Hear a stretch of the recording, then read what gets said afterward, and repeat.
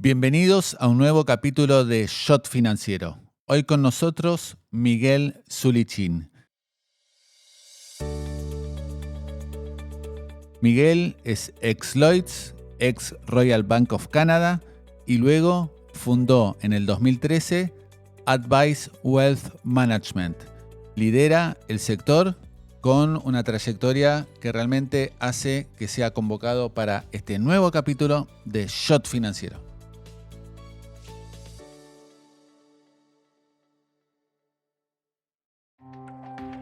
Shot Financiero es presentado por Puente Holding UK, una compañía especializada en Wealth Management, Sales and Trading, Capital Markets e Investment Banking, basada en el Reino Unido y con oficinas propias en Argentina, Paraguay, Uruguay, Panamá, Estados Unidos y España. Puente cuenta con más de 100 años de trayectoria y 35.000 clientes en todo el mundo, entre individuos, empresas, instituciones y sector público.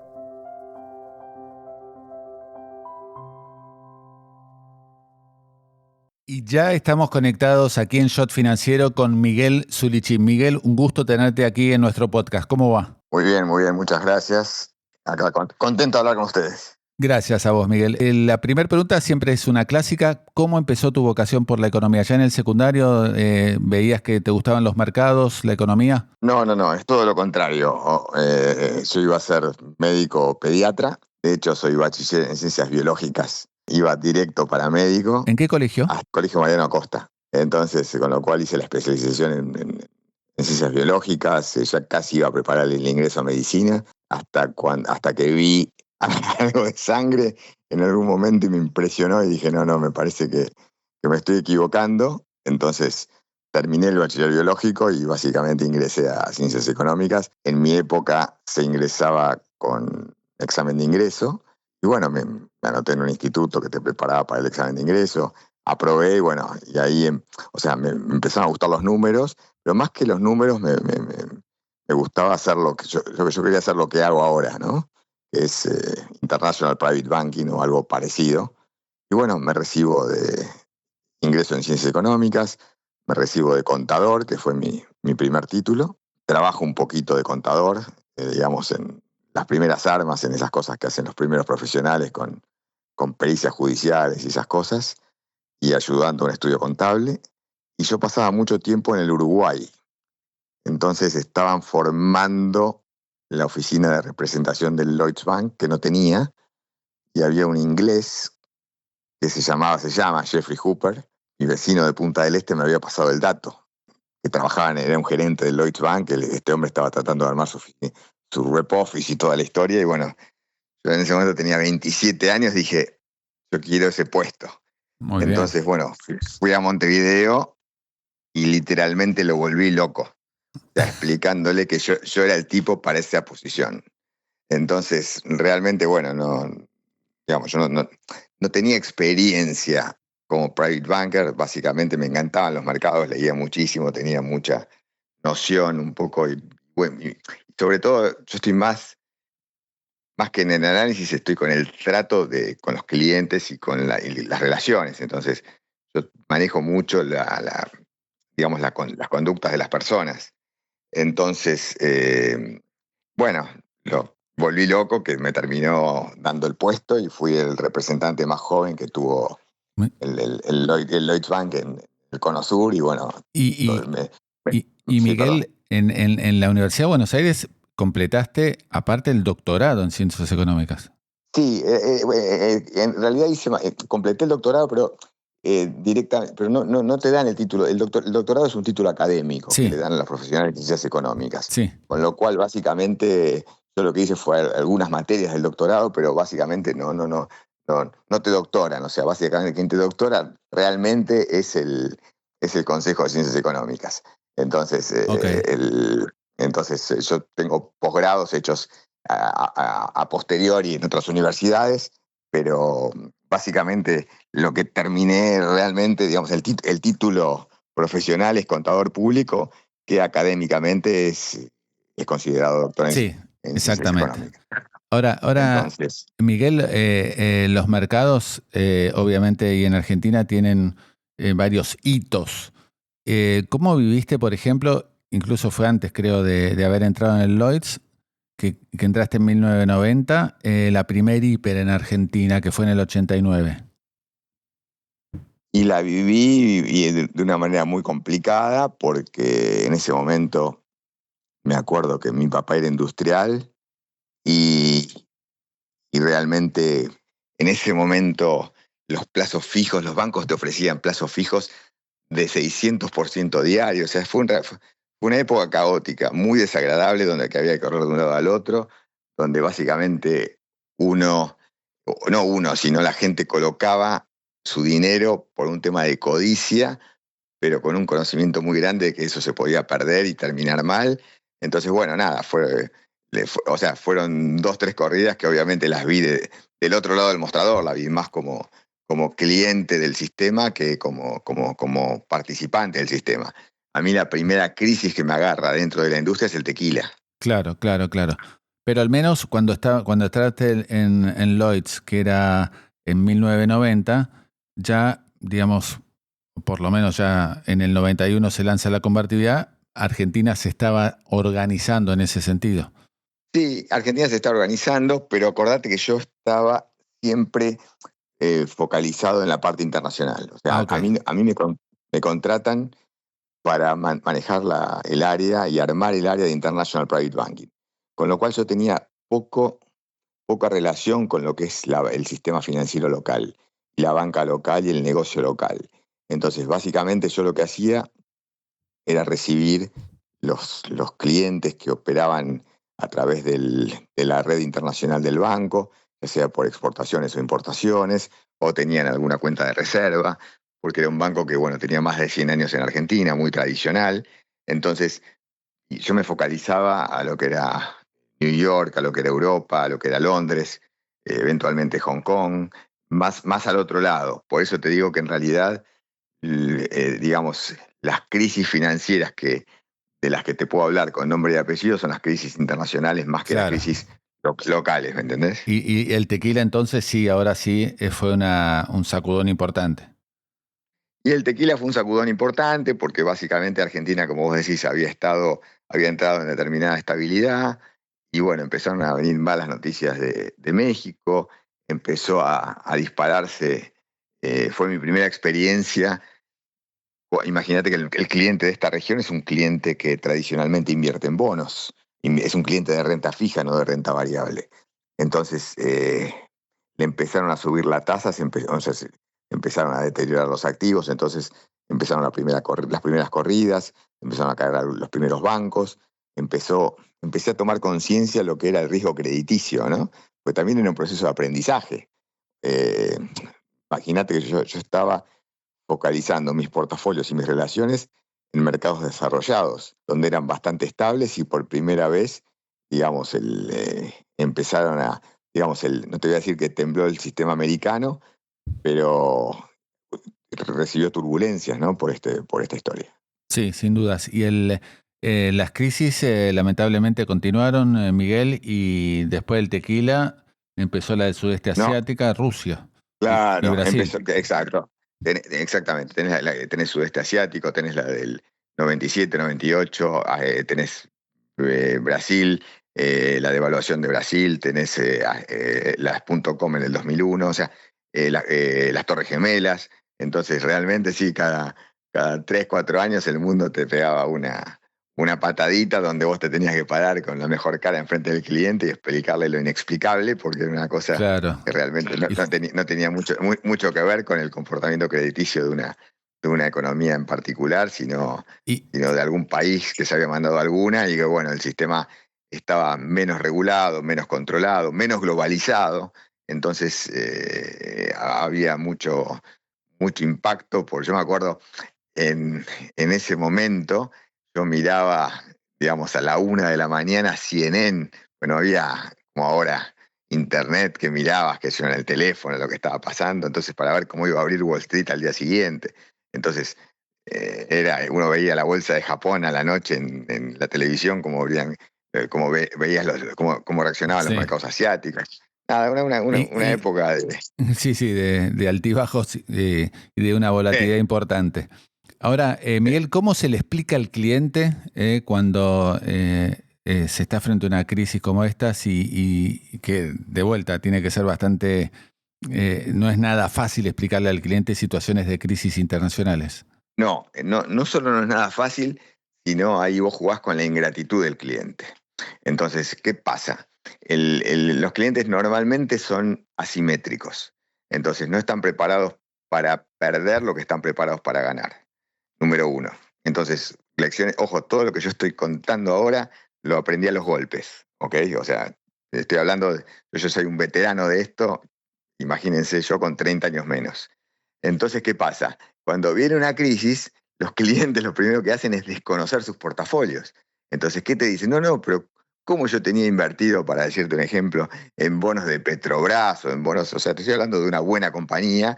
Yo soy un tipo triple A que quería bonos del Tesoro. Mentira, nunca quería, porque rendían poquito. El cliente quería maximizar los rendimientos y sabía lo que tenía. Entonces vos tenés que, bueno, de alguna forma ir explicándole que él tuvo algo diferente, que básicamente, obviamente, él conocía, que el riesgo... Entonces, ahí básicamente es un aprendizaje para mutuo, tanto del cliente como para el financial advisor o el asesor financiero. Entonces, ahora, una situación bastante ingrata y la menos grata fue el 2008 cuando viene el problema de Lehman Brothers.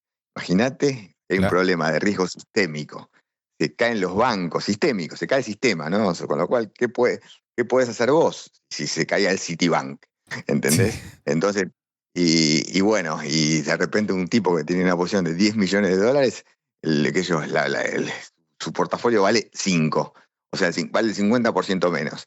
Entonces, ahora, la fortaleza que yo tenía es que los portafolios eran sanos, tenían buenos activos, entonces quien supo esperar y no tuvo miedo, todo volvió.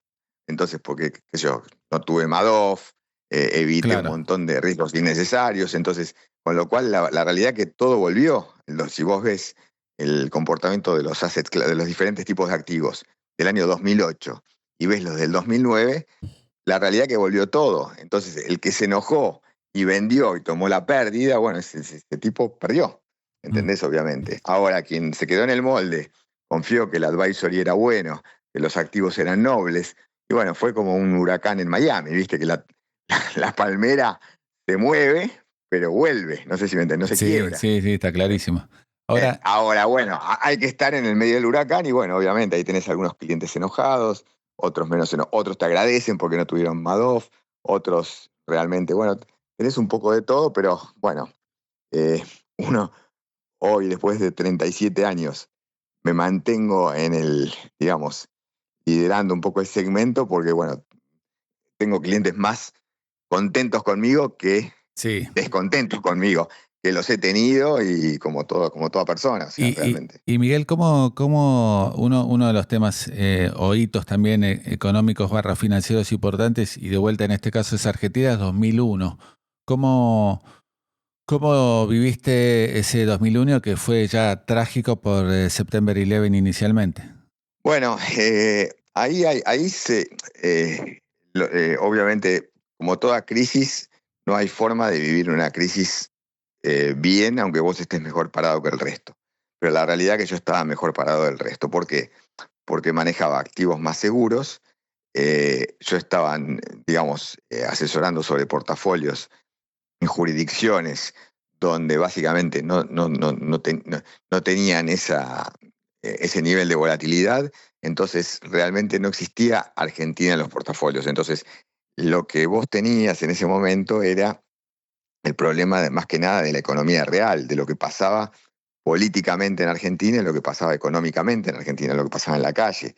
Entonces, o sea, de eso no te puedes aislar. Ahora, lo bueno es que, bueno, no tenía clientes enganchados con pesos, vamos a decir. ¿Por Claro, qué? Porque claro. las posiciones estaban en jurisdicciones que no Seguras. tenían, claro, seguras, están más allá de eso, lo que no quitaba de que un cliente mío que tenga un supermercado se lo estaban saqueando.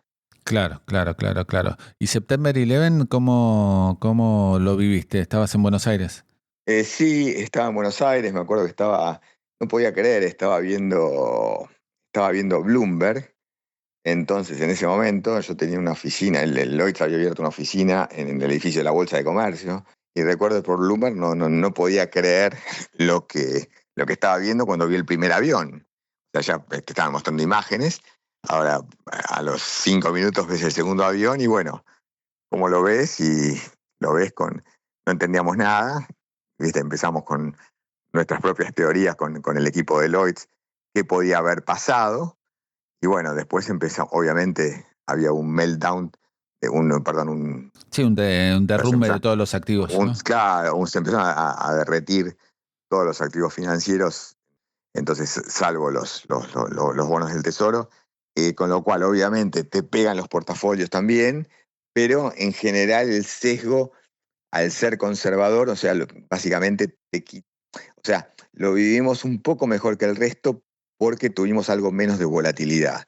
No te digo que lo vivimos bien, pero pues, obviamente le pegó a todo. Pero bueno, obviamente una situación muy angustiante por lo que pasó, por la incertidumbre, y son 3 aviones, son 5 aviones, y caen en el Pentágono, ¿viste?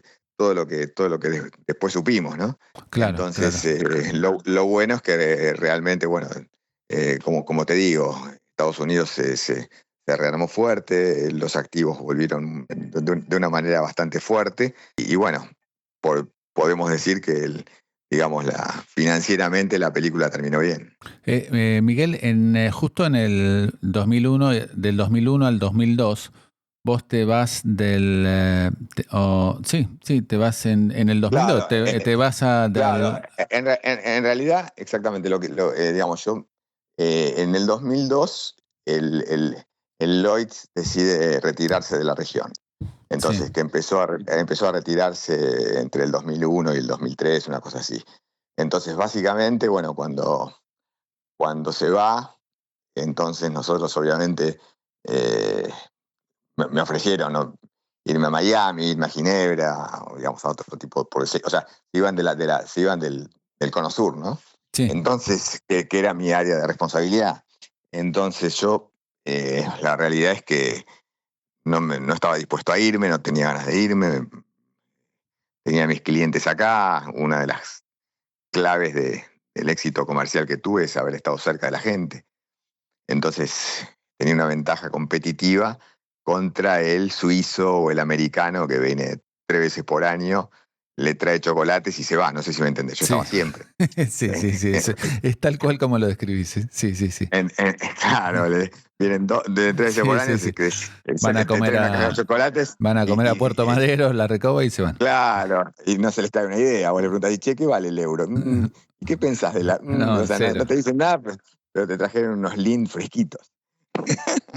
Entonces, pero bueno, en ese momento yo había armado un negocio importante con un equipo importante, y se empezó como a disputar el pase mío. Entonces vinieron 9 entidades a buscarme. En ese momento elijo el Royal Bank of Canada, porque primero tenía un perfil muy parecido al Lloyds. O sea, el Lloyds era un banco AAA británico, Canadá era una buena jurisdicción. Yo me acuerdo que había recibido ofertas de Merrill Lynch, ofertas de varios jugadores, donde no tenían las entidades el perfil de mis clientes. O sea, mis clientes tenían un perfil, digamos, de banco tranquilo y de alta calidad. Y por otro lado, quien manejaba en ese momento el Royal Bank of Canada era una persona que había sido manager mío en Lloyds, lo conocía, entonces había un tema también de afinidad. Entonces yo sabía que realmente me iba a dejar trabajar. Y me llevé a todo el equipo y a todos mis clientes al Royal Bank of Canada en ese momento. El Lloyds se va de la región, y bueno, me hice una campaña espectacular. Fui el top investment producer del RBC por una década a nivel mundial. La verdad que Sí, tremendo. como dicen los chicos en el fútbol, la rompimos. Sí, porque estuviste casi 10 años y No, bueno. Sí, estuve 10 años y me voy, entre otras cosas, por el mismo motivo, porque en el 2012 el banco decide irse de la región. Entonces, primero decide irse de la Argentina. No sé si te acordás que Cristina había sacado una ley antiterrorista donde, Sí, me acuerdo. Una locura. donde probablemente la actividad bancaria podía ser declarada, no sé, subversión económica. Una locura. No, yo nunca entendí muy bien esa ley, pero el departamento legal del banco dijo, flaco, de acá no vamos. Sí, se fueron Entonces, varios. Me hiciste acordar, me había olvidado de ese fenómeno de y, la y- época y- y acá, pero provocó que se fueron, una muchos se salida. fueron, sí, una salida Se enorme, fueron, a Uruguay muchos se fueron. se, se fueron todos a diferentes lugares, algunos a Uruguay, otros se volvieron, otros cerraron directamente, pero se fueron todos. Y yo realmente no, con el mismo motivo, digamos, que el banco se iba, yo tenía mis clientes en la región, no me podía ir de la región. Entonces ahí decido independizarme, fundo Advice, entonces me regulo en Montevideo, abro mi oficina en Montevideo, me regulo bajo el Banco Central como asesor de inversión.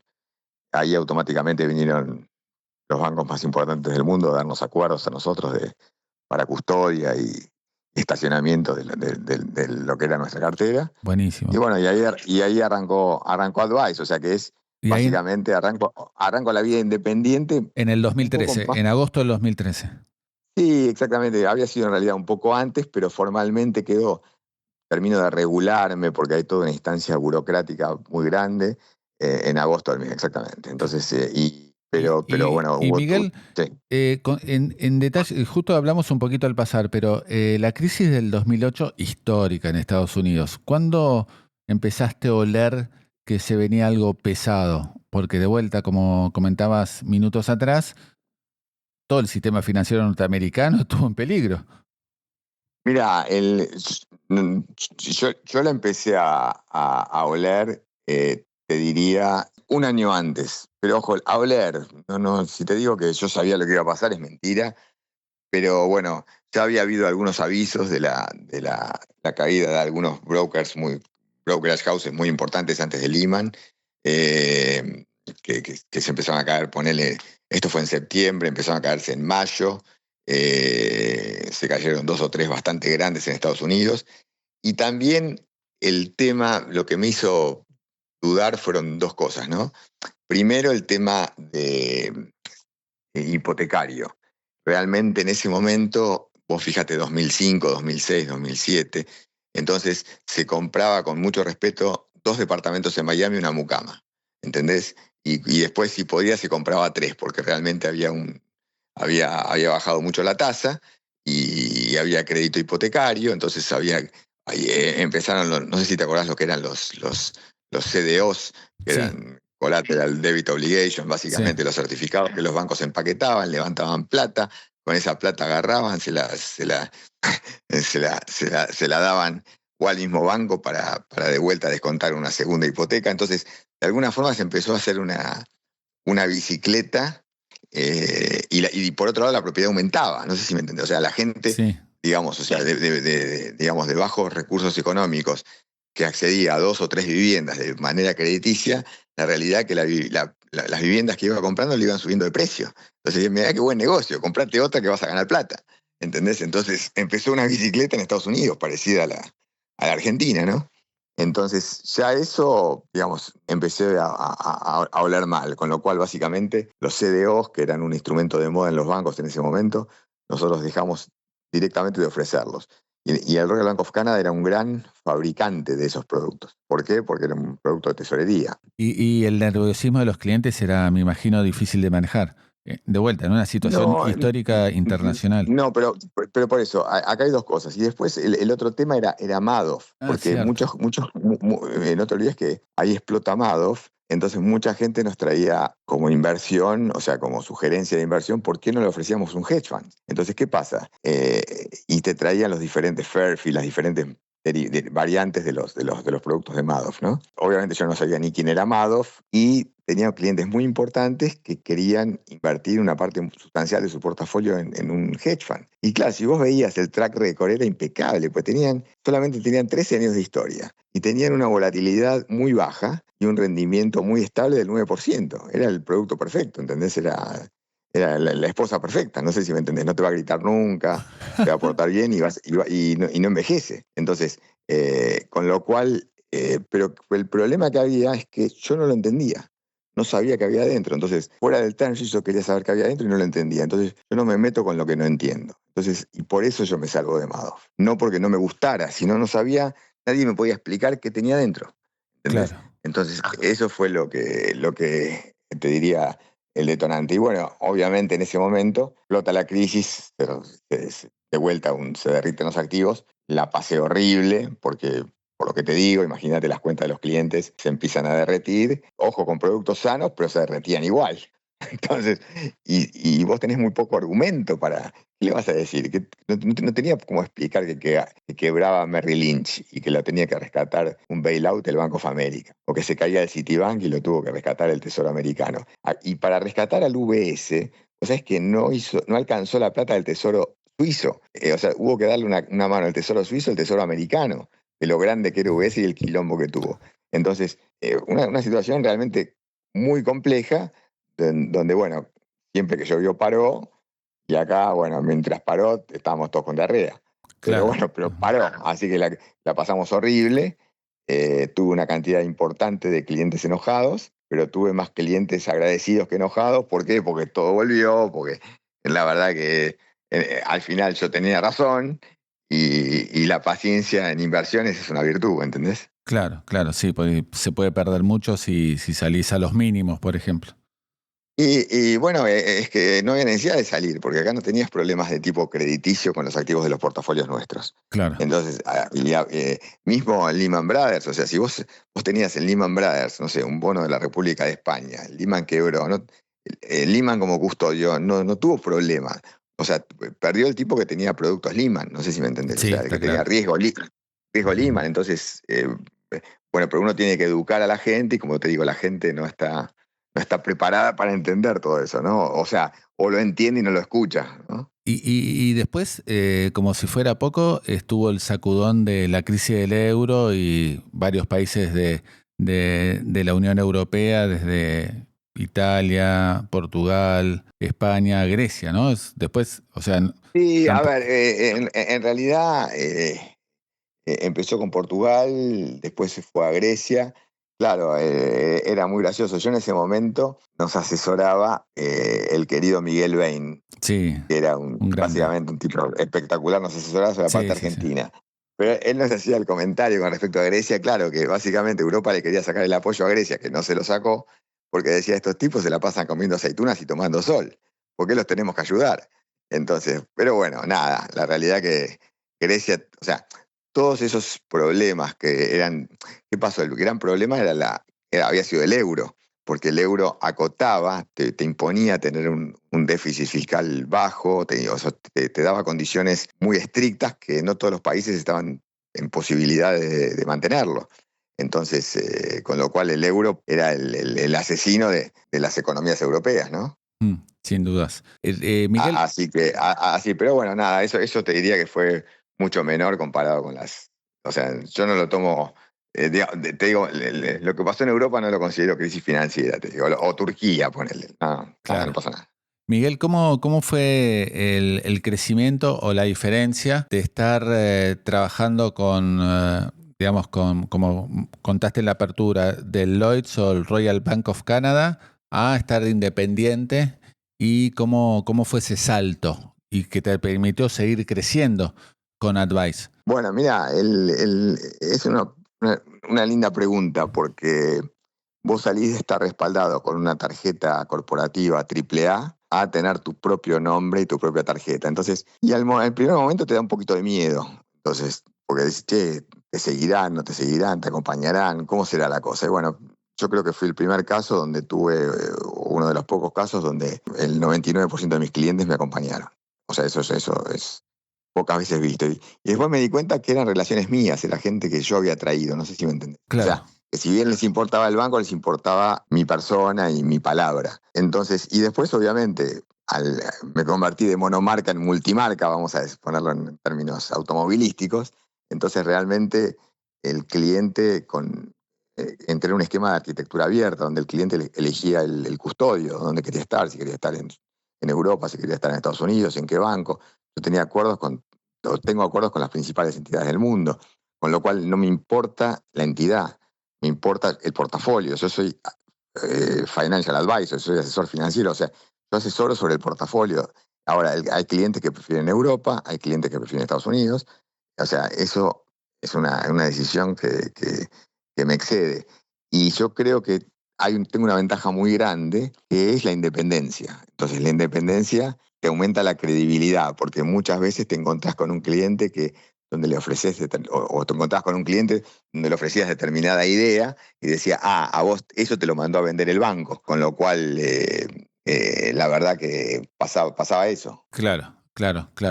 En paralelo, ¿cómo fuiste viendo la evolución de la Argentina con las volatilidades lamentables que ya conocemos en estos últimos 20 años, que fue precisamente años bastante duros en materia económica / financiera en Argentina? ¿Es difícil abstraerse de lo que pasa en la economía local? Como dicen los americanos, qué buena pregunta, Willy. Entonces, esto que te dicen, como muy buena su pregunta, Sí. Es muy buena la pregunta. Y tiene 3 respuestas esta pregunta. Entonces, la primera, ¿qué pasa? Es que básicamente yo estoy radicado en el Uruguay operando desde el exterior, número 1. Entonces, con lo cual, digamos, lo que, digamos, la parte, lo que comenté con respecto a la oficina que tuvo el banco en Argentina, que tenían los bancos en Argentina,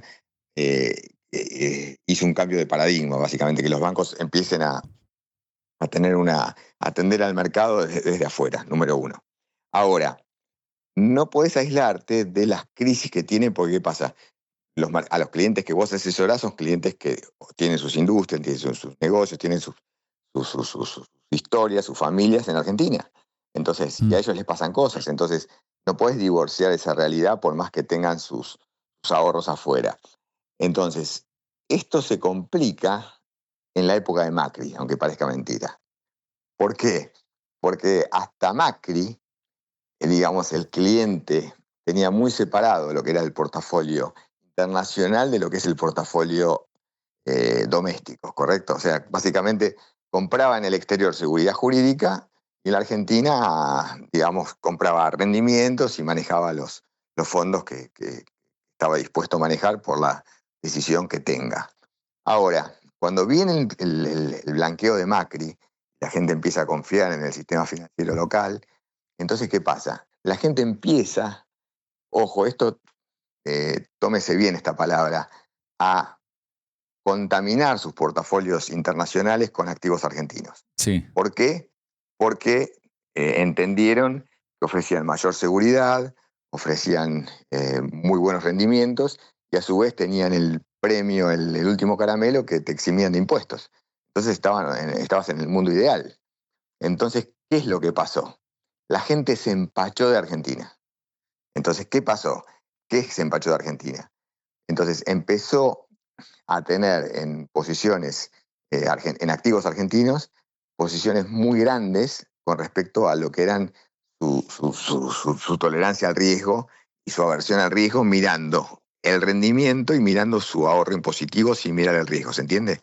Entonces, ¿qué pasó? En vez de tener el 10%, el 15% en Argentina, como debía tenerlo, o el 20%, tenían el 60%, el 70%. Bueno, y ya sabemos cómo terminó esta historia. Sí. ¿Entendés? Entonces, ¿qué pasa? Un portafolio sano, seguro, que es una reserva de valor, se les empieza a destruir a aquellos clientes que de alguna forma se pasaron de rosca con Argentina. Ahora, creyendo que digamos que el 2117 iba a valer 200. ¿Entendés? Y cuando valía 117 y rendía 4, ¿te acordás? Sí, me acuerdo. Ahora, Miguel, en línea de lo que está diciendo, ahora, qué difícil a veces es ser asesor financiero cuando un cliente viene ya con una idea determinada de inversión y que quizás al asesor financiero le parece con cierta medida algo riesgosa, ¿no?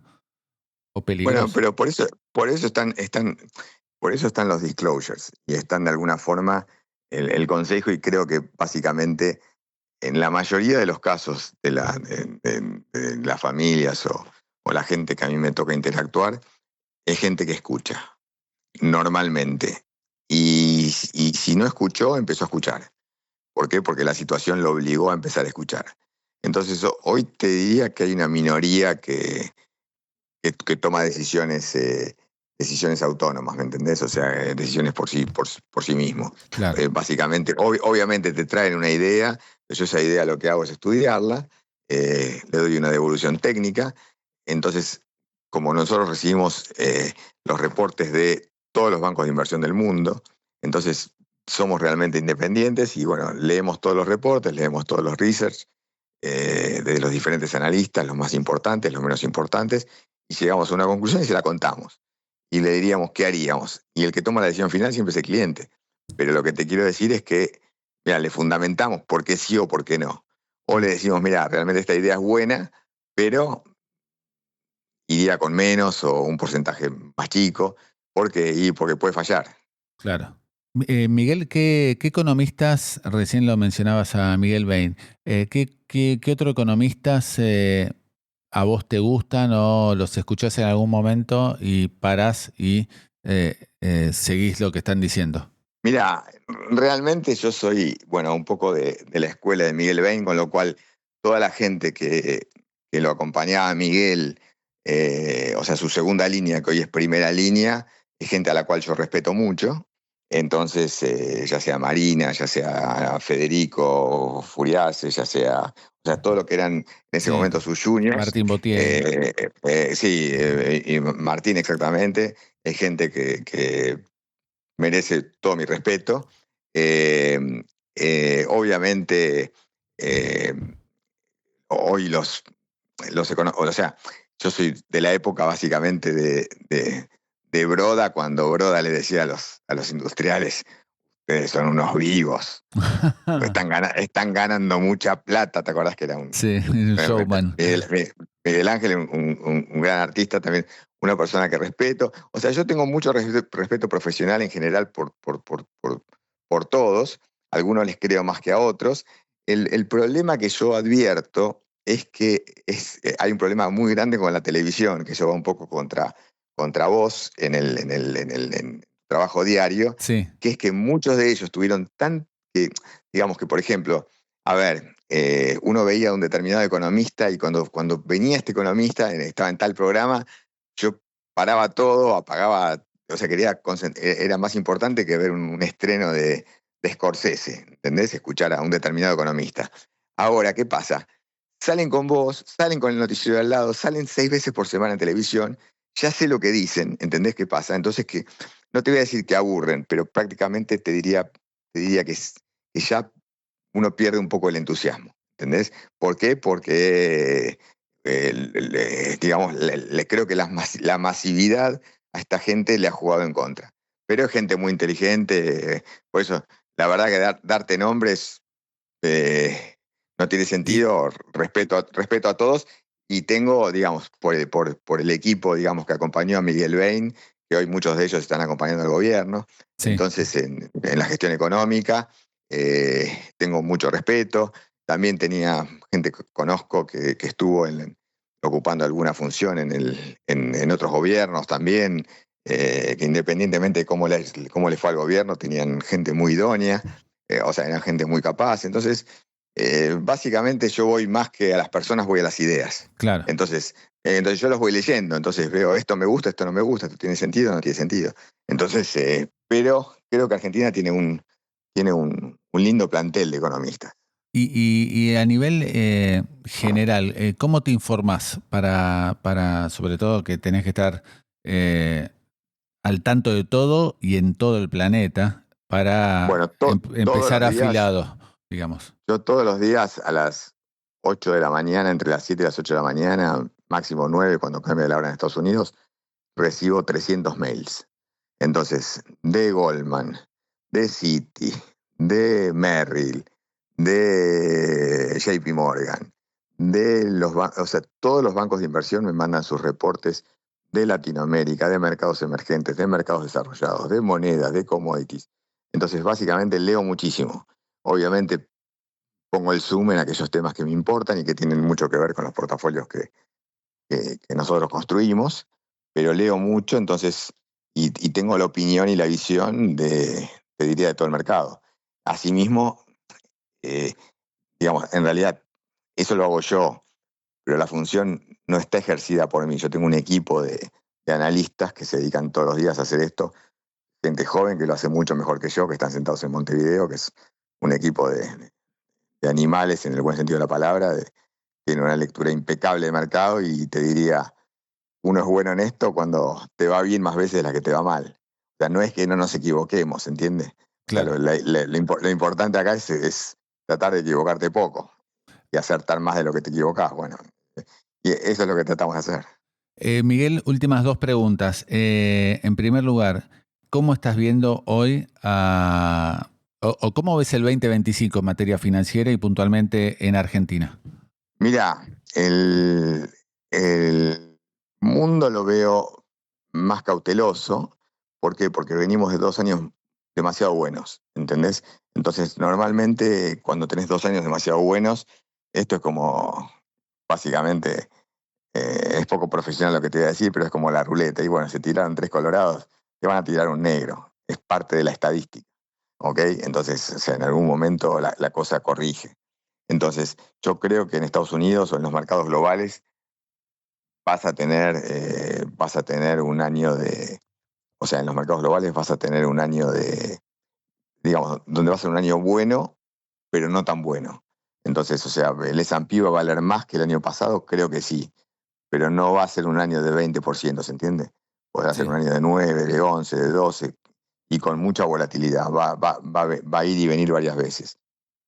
Creo que si la tasa se calma un poco, va a haber mucho premio por el lado de los bonos internacionales, o sea, básicamente que están muy ligados a la tasa, entonces me imagino que son bonos que están muy en precio.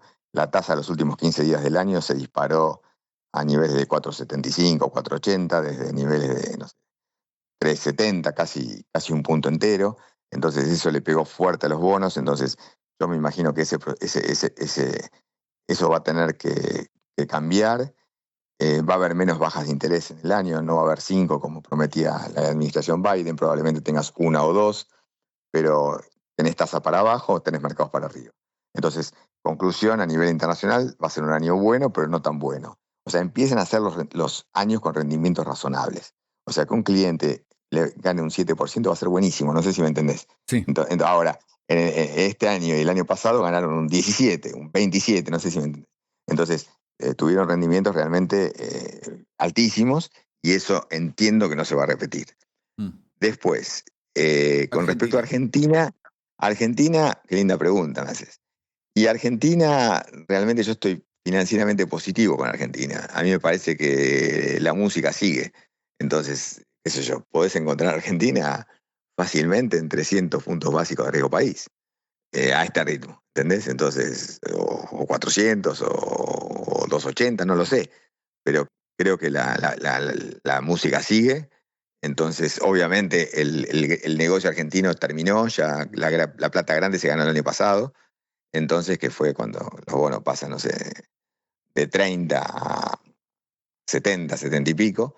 Entonces, pero creo que hay mucho para comprimir todavía, no mucho, pero hay para comprimir bastante, entonces acá podrías tener una ganancia de capital importante y acuérdate, los bonos tienen un step up, con lo cual y empiezan a aparecer créditos corporativos con rendimientos atractivos que también me gustan, sobre todo en el sector energético. O sea, me parece que va a ser un muy buen año financiero para Argentina. Yo creo que hay que tener a Argentina en los portafolios. Obviamente no hay que pasarse de rosca porque Argentina es Argentina. Sí. Entonces, pero esto te lo diría con cualquier país. O sea, Sí. me parece que esto hay que respetarlo en general como parte de lo que se llama asset allocation, que es dividir la torta en pedacitos, donde básicamente uno cuantifica cuál es el máximo riesgo. No sé si se me entiende, me Sí, estoy hablando muy rápido. sí, no, hasta te diría algo, digamos, sagrado en administración financiera, no poner los famosos huevos todos en una canasta, ¿no? Exactamente, entonces, pero si vos me decís, Argentina vas a ganar plata, y sí, vas a ganar plata. Entonces, lo que no hay que hacer es básicamente engolosinarse, no hay que pasarse de porcentaje, uno tiene que cenirse a lo que es el riesgo que uno está dispuesto a, cuando digo uno, no hablo de uno, hablo que el cliente o que el inversor esté dispuesto a asumir, y no más que eso, y tener mucho cuidado con la codicia, porque el problema es ese, porque si no, ¿viste? O sea, vos me decís, che, ¿cómo va a ser el 2025? Y te digo que bueno. Y el 2026, y la verdad no tengo idea. ¿Entendés? Porque si Argentina se convierte en un mercado financieramente caro, ¿entendés? Y qué sé yo, la gente quizá empieza a mirar a Brasil, ¿me entendés? Claro. Entonces, acordate que los mercados tienden a arbitrarse. Entonces yo, viste, como decían nuestros abuelos, ¿no? Comprá barato y vende caro. Entonces, el tema es, bueno, lo que va a ser difícil le va a decir, bueno, qué es caro y qué es barato, bueno, eso es, cada uno lo interpretará a su manera. Miguel, y ahora sí la última pregunta, ¿qué consejo le darías a los jóvenes que se están iniciando en los mercados financieros? Bueno, mira, vos sabés que eso es una materia que me apasiona. De hecho, este año tuve la oportunidad de dar una charla de Wealth Management en el máster del SEMA, donde trato de orientar a las nuevas generaciones. Y, a ver, el mundo financiero es muy amplio. O sea, tenés desde los analistas a los financial advisors, o sea, depende la rama de las finanzas que vos elijas o de la economía que vos elijas.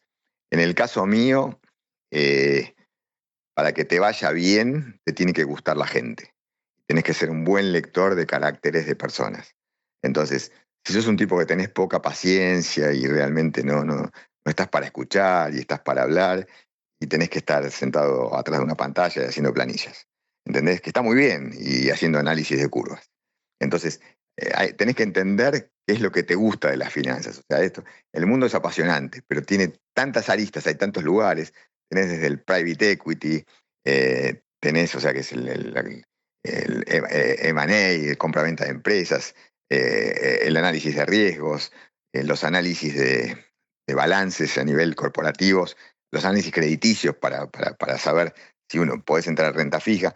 Entonces lo que tenés que saber es qué es lo que te gusta y una vez que elegís lo que te gusta, educarte. Es muy importante educarse. Claro. Entonces, ir a buenas universidades, hacer buenos posgrados, hacer cursos, escuchar. Digamos, yo creo que básicamente que lo practico y lo hago con Claro. mi equipo. En inglés se dice continuous education. Esto no termina, todos los días tenés que aprender. Porque esto muta. Y el ícono de administración de fondos es Warren Buffett, ¿no? Sí, ¿O está...? pero es distinto. Pero no sé, no es el ícono.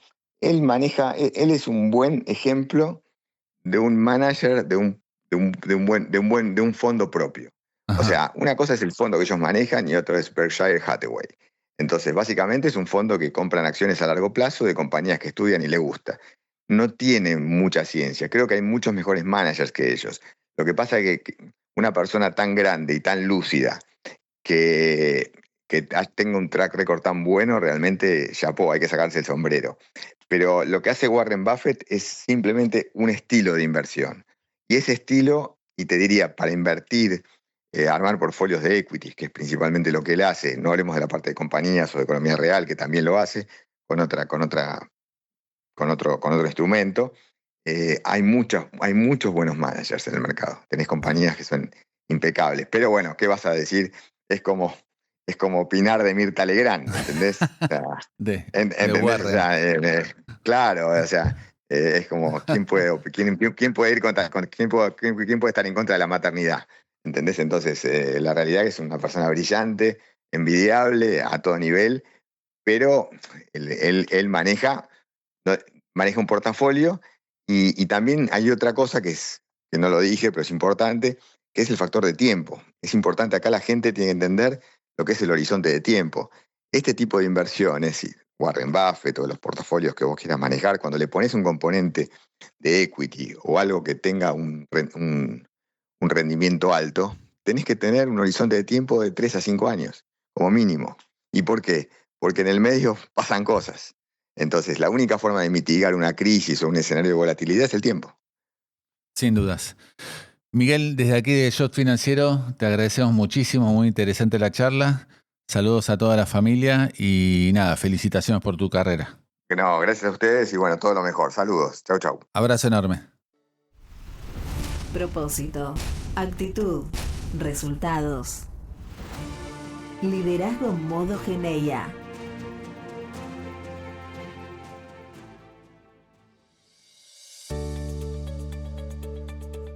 hasta aquí la entrevista con Miguel Zulichín.